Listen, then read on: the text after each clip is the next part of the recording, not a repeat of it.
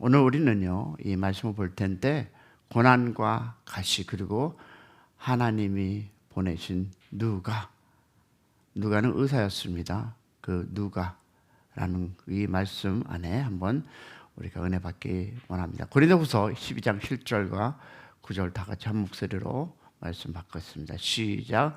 여러 계시를 받은 것이 지극히 크므로 너무 자만하지 않게 하시려고 내 육체에 가시 곧 사탄의 사자를 주셨으니 이는 나를 쳐서 너무 자만하지 않게 하려 하십니다. 이것이 내게서 떠나게 하지 위하여 내가 3번 주께 간구하였더니 나에게 이르시기를 내 은혜가 내게 족하도다. 이는 내 능력이 약한 데서 온전하여 줌이라 하신지라. 그러므로 도리어 크게 기뻐함으로 나의 여러 약한 것들에게 대하여 자랑하느니 이는 그리스도의 능력이 내게 머물게 하려 함이라. 아멘. 우리 한번 이렇게 질문하며 시작해 보기 원합니다. 오늘 바울은요, 이 가시를 붙잡고 새벽에 우리에게 이야기하고 있습니다. 그런데 설교하기 전에 여러분에게 한번 먼저 이런 질문을 해보겠습니다. 왜 세상 사람들은 기독교를 이렇게 싫어할까요? 그 안에 영생이 있고 영혼이 있는데, 그렇다고 그들이 죽어서 예수를 만날 수 있는 것도 아닌데 왜 그들은 예수 믿는 것을 싫어할까요? 또 어떤 분은 이런 얘기도 합니다. 아유, 불교보다 못한 예수 믿는 예수쟁이들 왜 더 공격하고 비난할까요? 기독교는 보니까 사랑과 은혜와 구원과 선물, 좋은 단어로 가득 찬 것이 우리가 배우고 있고 나누고 있고 성경 우리에게 얘기해 주는데 왜 싫어할까요? 그런데 세상은 그 단어를 좋아하지 않습니다. 왜 그렇습니까? 왜일까요? 여기에는 윤리적인 이유가 아니라 영적인 이유가 있기 때문입니다. 우리 인간은요, 여러분과 모두에게 무엇이 있습니까? 자기 방어의 본능이 있습니다. 성경은 뭐라고 합니까? 인간이 범죄한 이후 나타나는 특징, 그것이 뭘까요? 오늘 설교, 자기 방어로 정리할 수 있습니다. 여러분, 죄인이라고 말을 들으면 사람들은 즉시 마음이 불편해지고 가만히 있지를 못합니다. 무슨 얘기 하십니까? 내가 죄인이라고요? 헐. 그리고 본능적으로 자기를 변호합니다. 이것은 신앙이 없는 사람만 그런 것이 아니라 우리도 그렇습니다. 누군가가 우리의 잘못을 지적하면 내가 왜 그런 얘기했지? 그 의도가 아닌데 라고 변명을 시작합니다. 내가 왜 그런 의도가 아니었는데 그건 내가 잘못해서 그런 것이 아니라 상황이 그랬어. 또 더 나가서 먼저 저 사람이 내가 시작한 게 아니라 저 사람이 먼저 그랬어 하며 반사적으로 자기 자신을 보호하려 합니다. 아담도 그랬어요. 하나님께서 직접 내가 어디 있느냐 물으셨을 때 아담은 자기 책임을 어떻습니까? 인정하지 않았습니다. 대신 곁에 있는 하나님이 주신 이 여자가 나에게 주어서 먹었습니다. 아담은 자신의 죄를 보지 못했습니다. 죄를 인정하는 대신 다른 사람에게 탓하여 자기를 방어했습니다. 혹시 우리가 아닐까요? 이것이 바로 죄가 우리 안에 만들었던 반응입니다. 그리고 우리 안에도 아직도 있다 없다? 남아 있다라는 모습입니다. 아다시피 아담도 하나님, 저 여자가 나에게 줘서 먹었습니다. 자, 하나님의 질문에는 자기 책임을 인정하지 않고 다른 사람을 가리키고 자기의 죄를 방어했습니다. 누가복음 18장에도 보니까 기도하러 올라온 이 바리새인들이 죄를 인정하기보다도 자신의 의, 자기 방어, 자기 자랑을 꺼냈습니다. 예수님의 비유는 뭘까요? 자기를 의롭다고 여기고 다른 일을 멸시하는 사람들이라고 하셨습니다. 즉 신앙생활 오래 했다고 절대 자동으로 겸손해지지 않는다라는 것입니다. 우리는 언제나 두 길 앞에 서 있습니다. 다시 말해서 두 가지 신앙의 길입니다. 첫 번째 길은 뭘까요? 다 같이 시작. 더 겸손해지고 더 감사하고 자신의 일을 더 깊이 보는 길. 이것이 첫 번째입니다. 두 번째 길은 뭘까요? 볼까요? 시작. 점점 교만해지고 스스로 괜찮다고 생각하고 자신을 자랑하는 길입니다. 이것이 누구한테 나온지 아십니까? 신앙생활 오래 한 사람들. 특히 목사들. 좀 안다고, 스스로 괜찮다고, 자기 머리에 다 입력되어 있다고, 그리고 누구에게? 전도사들, 그리고 권사들, 오래된 사람입니다. 여러분, 신앙은요, 나이를 먹는다고, 직분을 받는다고 자동으로 성장하지 않습니다. 여러분, 겸손을 택할 수도 있고 교만을 택할 수 있습니다. 누가? 내가.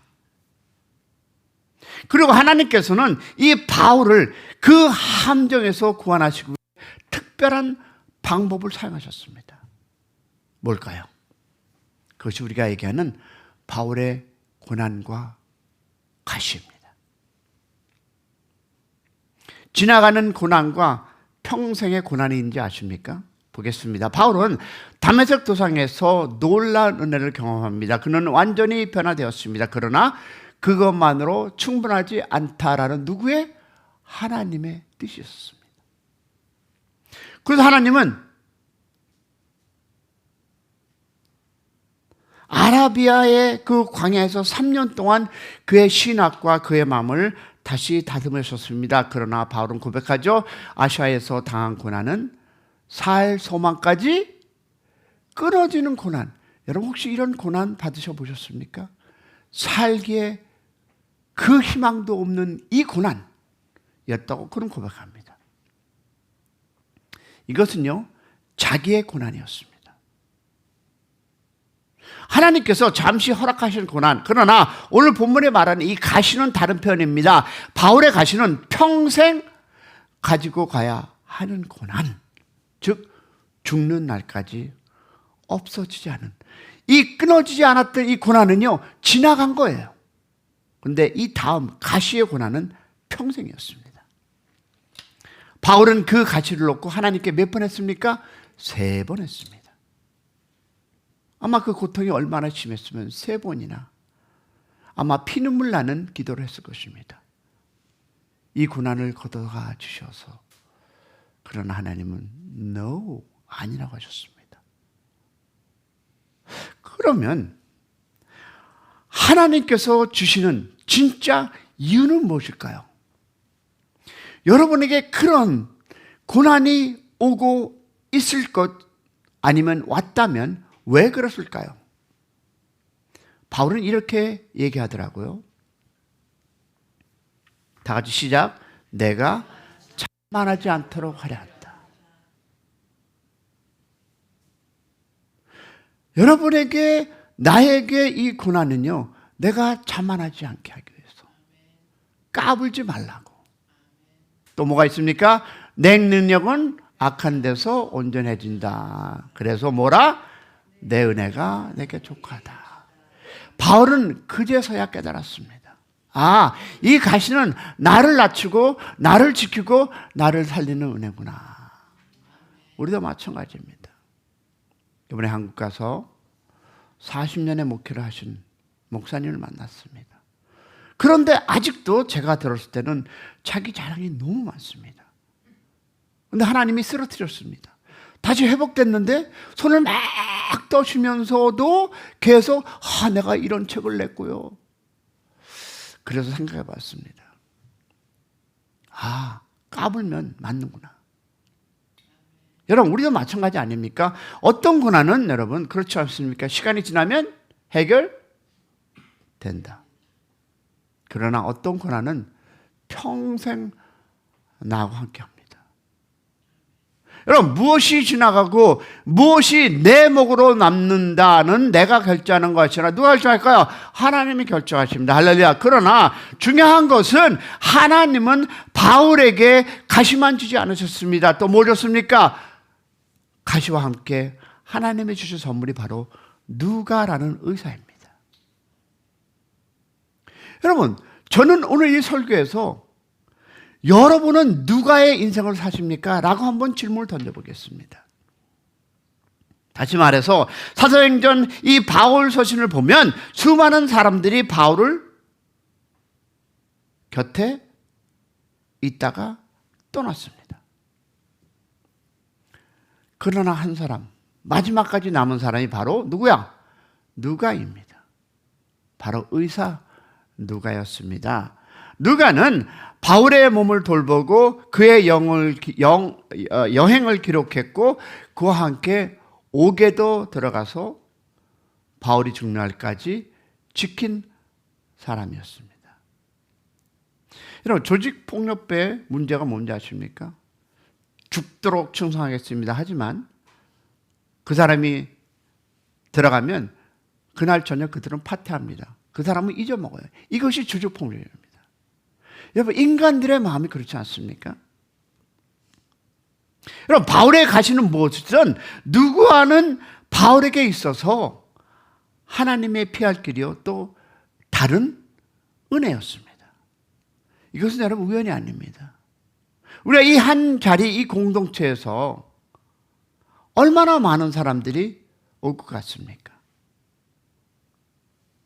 우리는 누가가 돼야 되는데 조금 어떠면 떠나가고 조금 마음에 안 들면 떠나가고 목사나 집사나 변호사 다 똑같습니다. 여러분, 하나님이 붙여주신 동역자, 그 사람이 바로 누가입니다. 할렐루야. 그럼 오늘 우리에게 주시는 메시지가 뭘까요? 성도 여러분, 우리는 두 가지가 있습니다. 첫 번째, 지나가는 문제. 무슨 뜻입니까? 시간이 지나면 해결되는 일을 우리는 지나가는 문제. 그리고 두 번째, 안고 가야 하는 문제가 바로 가시입니다. 기도해도 안 되고 주님 앞에 설 때까지 품고 가는 이 문제들. 그런데 하나님은 우리에게 여러분 가시만은 주지 않았습니다. 반드시 그 가시와 함께 누가를 붙여주셨습니다. 여러분, 누가는 누구십니까? 저는 압니다. 누가 나의 누가인지는.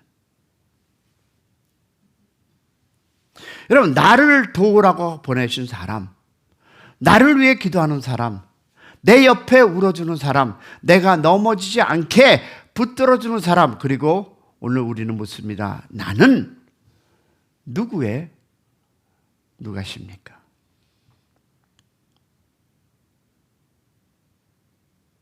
내가 누군가의 가시 옆에 서서 누가처럼 붙들어 줘야 할 사람은 누구입니까?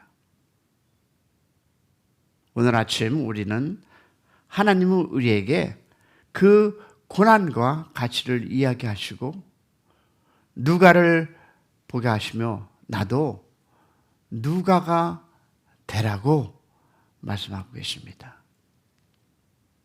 고난은 여러분 지나갑니다. 그러나 가시는 남습니다. 그러나 그 가시 옆에는 반드시 누가가 있습니다.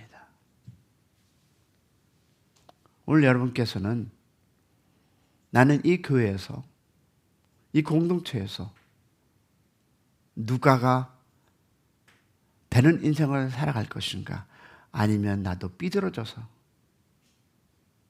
튕겨 나갈 것인가, 자기의 마음에 조금 들지 않는다고 떠나가는 그런 인생 기록이 될 것인가, 여러분의 선택입니다.